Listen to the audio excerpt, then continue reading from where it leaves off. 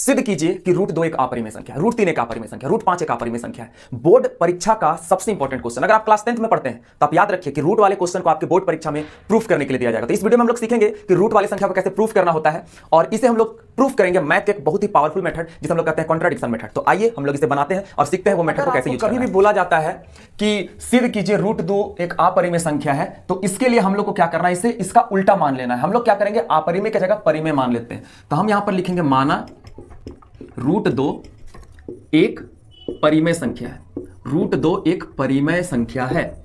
अब अगर हम लोग रूट 2 एक परिमेय संख्या मान लेते हैं तो हम लोग यहां पर लिखेंगे इसीलिए माना रूट 2 बराबर a बाय बी, क्योंकि अगर हम किसी को परिमेय संख्या मान लिए तो उसे अंश और हर p बटा q के रूप में लिख सकते हैं। तो यहां a और b मान लिए और यहां पर लिख रहे हैं यहां, ठीक है, हम यहां पर लिखते हैं यहां a और b सह अभाज्य है, a और b सह अभाज्य है। ठीक है, अब आपको ये टर्म समझ में नहीं आ रहा होगा, सह अभाज्य किसे कहते हैं। तो इसके लिए आपको पहले वो दो चीज जानना होगा जो मैं जानता हूं। तो चलिए देखते हैं कि वो दो चीज क्या है। तो पहले हमें यह जानना होगा कि अभाज्य संख्या और सह अभाज्य संख्या किसे कहते हैं। अगर आपके पास कोई नंबर है और या तो वो 1 से कटता है या फिर वो खुद से कटता है। अगर आपके पास एक नंबर है या तो वो 1 से कट रहा है या फिर वो 3 से कट रहा है। अगर आपके पास एक नंबर है या तो वो 1 से विभाजित होता है यानी कि भाग जाता है, पूरा पूरा भाग जाता है, या फिर 5 से पूरा पूरा भाग जाता है, या तो 1 से या फिर खुद से। तो वैसा नंबर्स का ग्रुप या फिर वैसा नंबर जो क्या होता है, जो या तो हमारा 1 से कटता है, 1 से विभाजित होता है, या फिर खुद से विभाजित होता है। खुद से यानी कि स्वयं से विभाजित होता है, स्वयं से विभाजित होता है, स्वयं से विभाजित होता है। ठीक है, स्वयं से कटता है, उसे हम लोग कहते हैं अभाज्य संख्याएं, अभाज्य संख्या कहते हैं। वैसा संख्या जो एक और खुद से कटता है, एक और स्वयं से विभाजित होता है, उसे हम लोग कहते हैं अभाज्य संख्या। अब एक और वर्ड समझिएगा, अगर 7 जो है वो 1 से कट रहा है और 7 से कट रहा है, इसका मतलब है कि 1 और 7 से यह विभाज्य है। और जो पूरा पूरा कट जाता है, ऐसा वाला संख्या को हम लोग कहते हैं गुणनखंड। क्या कहते हैं, गुणनखंड। तो इसको एक तरीके से और हम डिफाइन कर सकते हैं, वैसा संख्या जिसका एक और खुद जो संख्या है, खुद जो संख्या है वो गुणनखंड होता है, गुणनखंड होता है, गुणनखंड। या फिर एक और शॉर्ट में बोलते हैं जिसका 2 गुणनखंड होता है। ठीक है, तो देखिए वैसी संख्या जिसका 2 गुणनखंड होता है, 2 गुणनखंड मतलब 2 गो नंबर से कटेगा, एक तो 1 से और दूसरा खुद से, उसको कहेंगे अभाज्य संख्या। तो हम लोग अभाज्य संख्या कुछ कुछ लिख लेते हैं। हम लिख लिए 2, 3, 5, 7, 7 के बाद आपका हो जाएगा 11, 13, ये सब हमारा अभाज्य संख्या है। क्लियर, अभाज्य संख्या का मतलब वैसा संख्या जो 1 से कटेगा या फिर खुद से कटेगा। ठीक है, स्वयं से कटेगा, यानी कि जिसका 2 गुणनखंड होता है। जब 2 नंबर से कटेगा तो उसका 2 गुणनखंड होता है। ठीक है, अब सह अभाज्य संख्या, सह अभाज्य संख्या 2 नंबर का ग्रुप होता है। सह अभाज्य संख्या 2 नंबर का ग्रुप होता है। ठीक है, और दोनों नंबर सिर्फ 1 से विभाजित होता है, 1 से विभाजित होता है।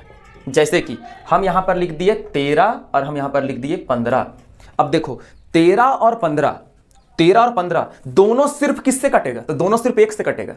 ये दोनों सिर्फ 1 से कटेगा, दोनों सिर्फ 1 का ही पहाड़ा में आएगा और किसी का पहाड़ा में आने वाला नहीं है। जैसे हमने यहां पर लिखा 4 और यहां पर हमने लिखा 9।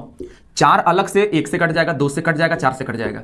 9 अलग से 1 से कट जाएगा, 3 से कट जाएगा, 9 से कट जाएगा। लेकिन जब बोलेंगे दोनों किससे कटता है, तो दोनों सिर्फ 1 से कटता है। तो वैसा दो संख्या का ग्रुप जो केवल 1 से कटता है, ऐसा वाला संख्या को क्या कहते हैं, सह अभाज्य संख्या कहते हैं। ऐसा वाला संख्या को क्या कहते हैं, सह अभाज्य। सह अभाज्य किसको कहते हैं,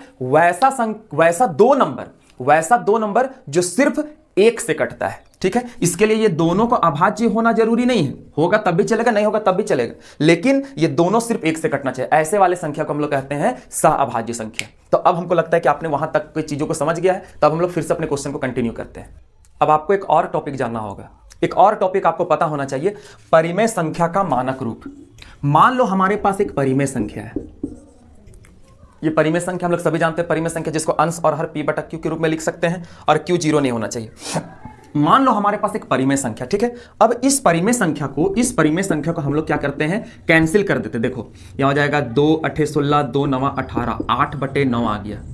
क्या अब ये और कटेगा, क्या अब ये और विभाजित होगा, विभाजित नहीं होगा।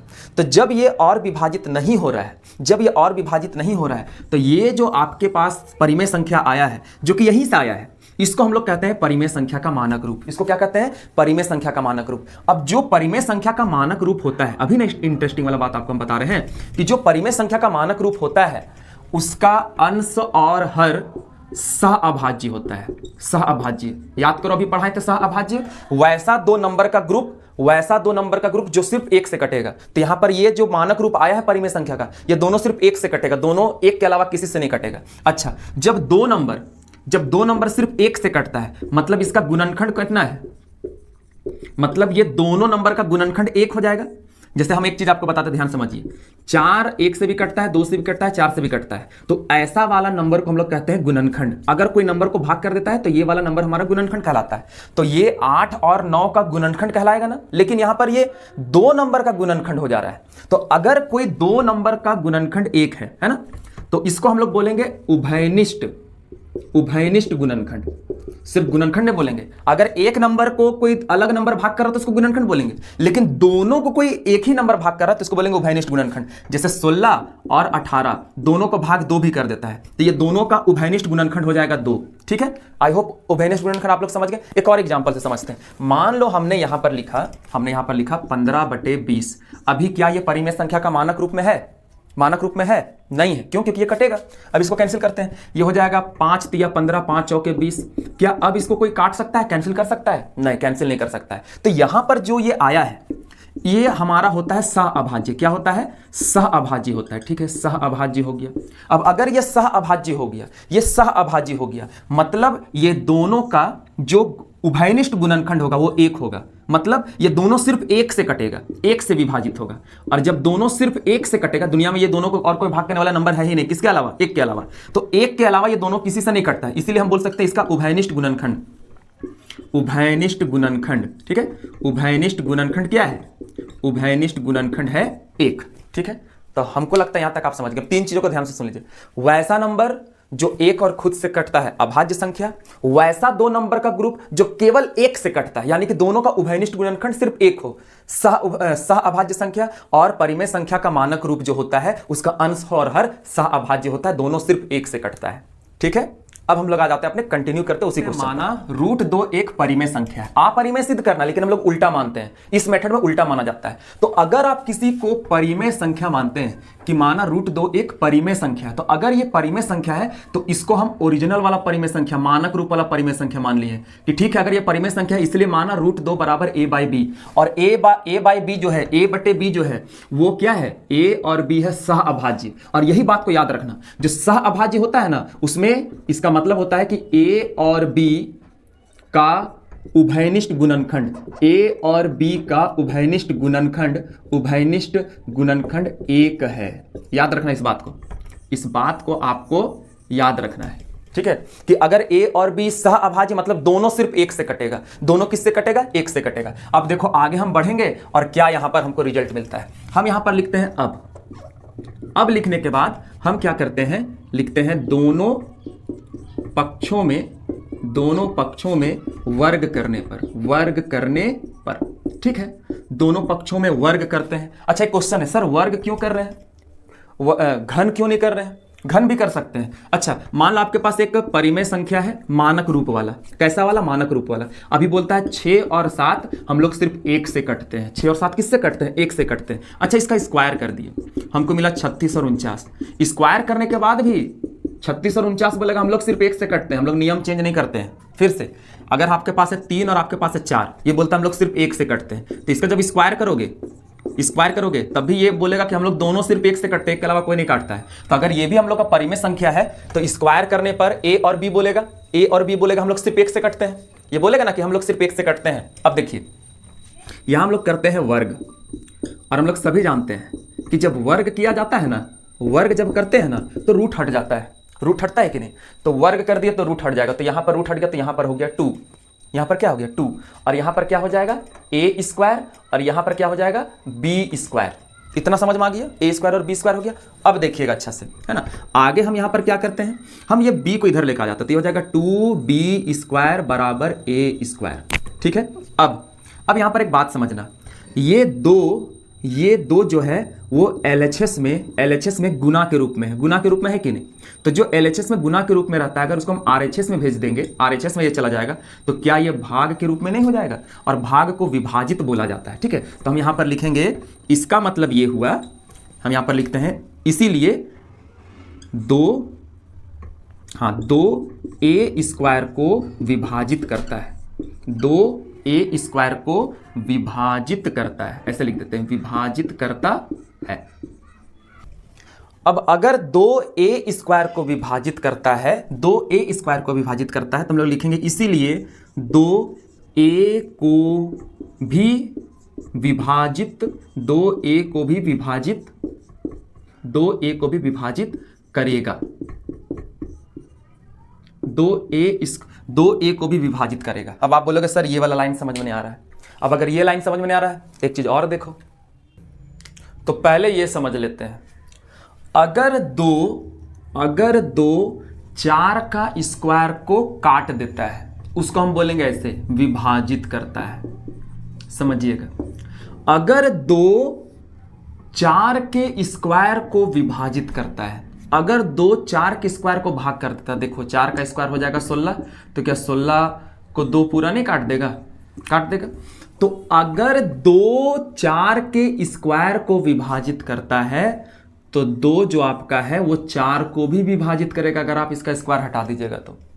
फिर से, अगर 3 9 स्क्वायर को विभाजित कर देता है, 9 का स्क्वायर होता है 81, इसको 3 से डिवाइड कर दो, 3 दूना 6, 3 सते 21। ठीक है, तो अगर 3 9 के स्क्वायर को डिवाइड कर रहा है, तो 3 9 को भी डिवाइड करेगा। मतलब अगर किसी नंबर का स्क्वायर को अगर कोई नंबर भाग कर दे रहा है, तो उसके स्क्वायर को हटा दोगे, उसको भी डिवाइड कर देगा। ठीक है, अब यहां पर एक और नया चीज, इसीलिए यहां पर लिखा हुआ है ना, जो आप लोग यहां पर देख रहे हैं। अब अगर 2 4 को भाग कर रहा है, मतलब 4 जो है वह जरूर 2 का पहाड़ा में आता होगा। अगर 3 9 को डिवाइड कर रहा है, मतलब जरूर 9 3 का पहाड़ा में आता होगा। अब जो पहाड़ा में आता है, जो पहाड़ा में आता है उसको हम लोग बोलते हैं 2 गुणज बोलते हैं, उसको हम लोग क्या बोलते हैं, गुणज। मतलब 9 जो है वो हो जाएगा 3 का गुणज। अच्छा, पहाड़ा को हम ये वर्ड से चेंज कर दिए, गुणज। ठीक है, अगर बोला जाएगा 4 का गुणज लिखिए, तो 4 का पहाड़ा लिखने लगिए आप लोग। ठीक है, अच्छा, अब यहां पर समझिएगा, अब अगर 4 जो है वो 2 से कटता है, मतलब 4 जरूर 2 का पहाड़ा में आता होगा।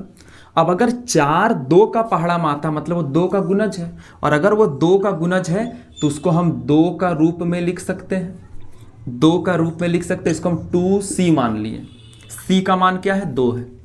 अगर 3 से 9 कट जाता है, मतलब 9 3 का पहाड़ा में आता होगा, यानी कि 9 जो है वो 3 का गुणज है, तो 9 को हम 3 का रूप में लिख सकते हैं, 3 का रूप में लिख सकते हैं। c यहां पर कोई प्लस वाला नंबर है और वो 3 है।